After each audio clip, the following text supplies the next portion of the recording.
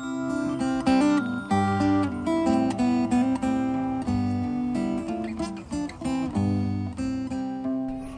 want to tell you about my friend Tisa MAILE, the mother of Naki MAILE, Junior MAILE, and Rex MAILE, and their adopted daughter Ruby.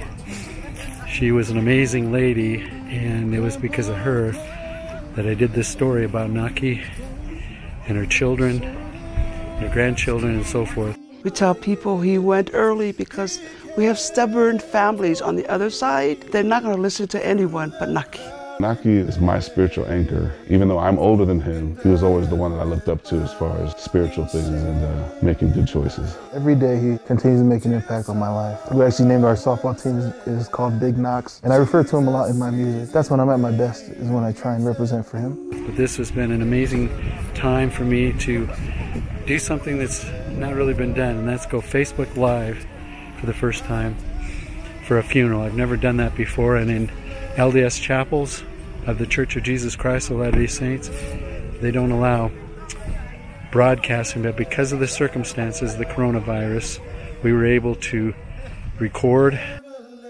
You can see they have more than 10 people here because that's just the way the Polynesians are. They support each other, they love each other, and they would risk anything to honor each other.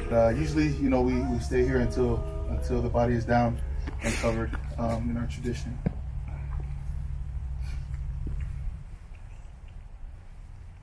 We ask, as a family, we ask that everyone, we can't stay. Everybody has to leave so that they can put the body in the burial ground as soon as possible. It's one of the precautions that they're taking during this outbreak of the coronavirus. Jesus, lover of my soul. Tisa MAILE passed away in her sleep 2 months shy of her 70th birthday. She lived a beautiful life where she touched hundreds. Only 10 at a time were allowed to witness her final remains. But in an open mic memorial outside the funeral home, family members gathered on the lawn, and for more than 3 hours, they laughed and sang and paid tribute to their mother, grandmother, their Auntie Tisa. She just adored and loved her grandchildren. How much she loved me before I even proposed to her. I told her I liked her sweater, and she asked me if I wanted it. Slowly, I found out how much she loved me, and that was enough for me.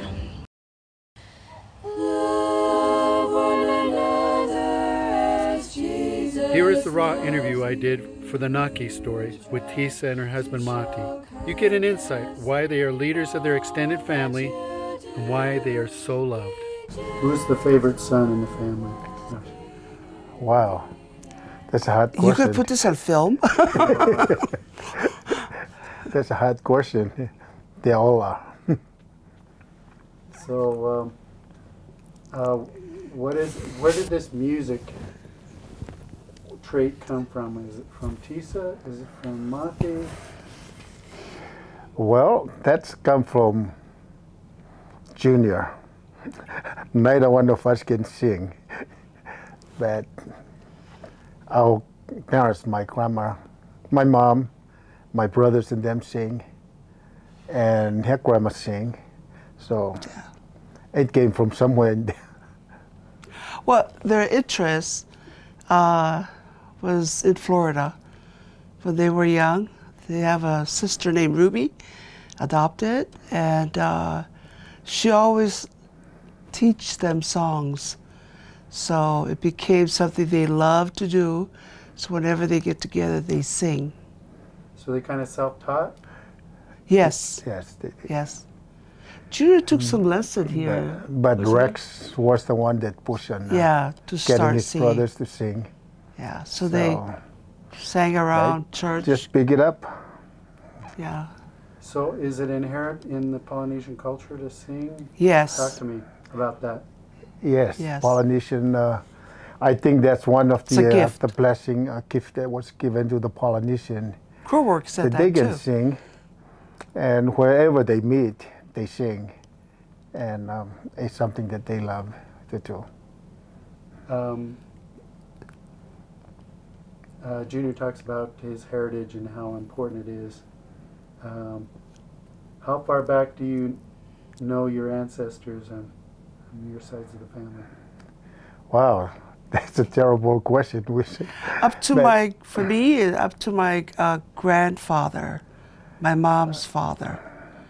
My dad's one, I'm named after my dad's mom, so they died before I was born. In fact, it was the same month she died, I was born, so I didn't know them. But just my mom's dad, I knew a little bit of.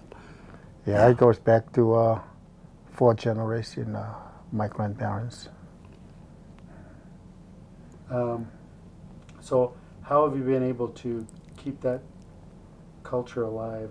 You guys do lots of things, don't you? Yes. Yes, most of the things that I learned and I remember doing back home and when I was a kid, we tried to keep that going with our kids, getting together, eating, singing. Gotta eat. Singing, and tell stories about our parents, our grandparents to the kids, and hoping that they can keep it up and remember it when we're gone.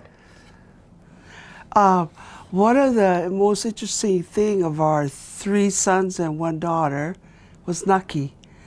I think he kind of realized that it was getting close for him, that he would bring his girls over here on Sunday, and we'd sit under the tree and chat with them and made us tell stories when we were younger and about our parents to his girls. Because he has 6 girls, and that was so interesting that we kind of look forward to it. They'd come, we'd sit under the tree, and we talk. We had a mat out there, and we talk about us when we were younger, huh? Remember that? Mm-hmm. And it was Naki that did that, but we don't do that anymore. Did he died suddenly? Did he anticipate that he would? Did he prepare his girls?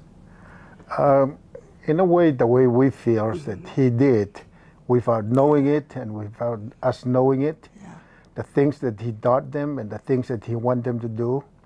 And like she says, he would have the kids, everybody has a book and a pencil and write questions, and they write the answers that we have.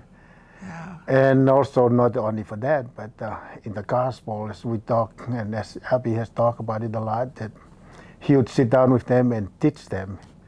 Using the scriptures, of course. And all these things that we look at back at the way he do things in the last couple of years before he was gone. It looked like he was prepared. Yeah.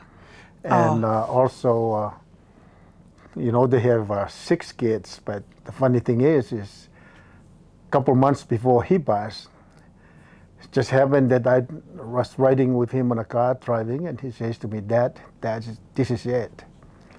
This is all the kids, no more. And he says, and I have already told my wife now that she needs to get back to school, just prepare herself just in case something happened.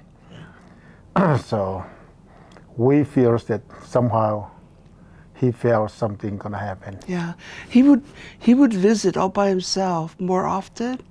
He'd come by and, oh, I had nothing to do, so I decided to come over, chit chat with you, and because his girls were over dance practice or something, and so he'd come over and just be with us, and we sort of add up all those things.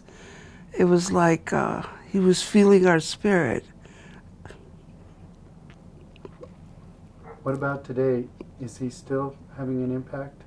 Oh, definitely, yes. Not a day goes by that something happened in the family and we think of Naki, the good example he is. And if we think about that's another reason, Bishop, that we move over to this Junior's ward, is because we want to help, and we feel strongly that whatever we do or whatever Abby do in Idaho, with her girls, we know that Naki's there with him, just like he is with us, always making us realize how important our family is. And yes, he has a great impact. We always think of what he does and try to remember it. And sometimes we run to his graveside just to chit-chat with him and tell him, Naki, we're doing it again. We're doing what you told us to do or have taught us, you know. He's a son, but he taught us many things as a parent. And appreciate that with him and his wife, Abby. Yeah. Yeah, one of the things that we want our grandkids to do is something that he emphasized every time is go to church, school, prepare yourself for the future. So yeah. That's why we're all going to that ward, Bishop. Is and we can feel it every time that yeah. even though he's not away, he's get to a point that it feels like it's just on another state or another side of the world, doing things out there or working out there, or we're here because we feel his spirit every time, and every time we get together, we feel it. Yeah. Is he gone? Well, he's not here personally, but his spirit is here. He's here. Yeah. He's not really gone away from us. Well, one example I remember is Sunday we had his whenever we had his funeral, and then Sunday was coming up, and I was supposed to be at the bishop's office for ward council, and I know that where Naki want me to be is not home cry, but to be at my meetings. So I went in there. Bishop Hendrickson was then bishop, and I went in there, and they all said, "Sister MAILE, what are you doing here?" I says, "Well, I'm supposed to be here. This is where my son wants me to be." So I always remember that because, again, his influence. We tell people he went early because we have stubborn families on the other side. They're not going to listen to anyone but Naki. So they took him. Yeah, he's very much alive.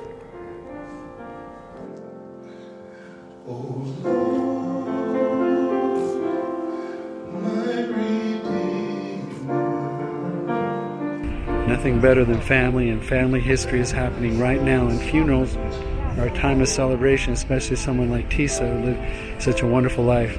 And people came from Florida, Hawaii, Idaho, Washington, California for this time. And they took a big risk doing it in this time of the coronavirus. I'm grateful to have her as a neighbor and a friend and a great example to me.